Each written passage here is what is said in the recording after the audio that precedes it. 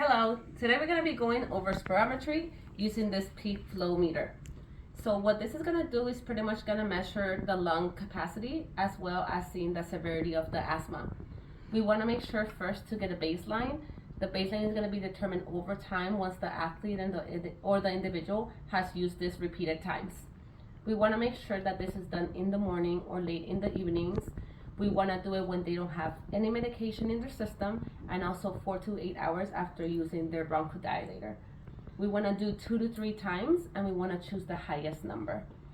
We want to make sure when doing this that this is all the way at the bottom, and we're going to be looking at 3 zones: the green, the yellow, and the red. We want to make sure that the patient is sitting up or straight up, standing straight, and we want them to take a deep breath. We want to make sure that they wrap their lips around this and they take a forceful breath out. We want to make sure that it's as fast and as strong as possible. Using an example to make this easier, we're going to say that this person's baseline is 800. So we're going to bring this green one to 640, which will be 80%. So green is 80% of the baseline. Then we're going to be moving the yellow, in this case, to 400, which is 50%. And that's 400 based on the baseline, which we said was 800. So that's 50%. So anything above, which is green, would be 80% or more. And then between 400 and 640, that's 50 to 80%. And anything below 400 would be the red zone.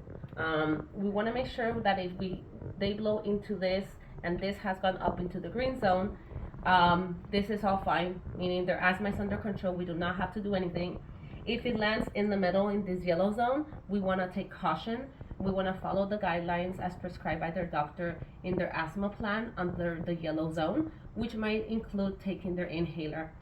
If we get into this red zone, which is less than 50%, then we want to make sure to activate EMS and provide the inhaler so that the patient, we can get rid of their symptoms and have everything under control as soon as possible.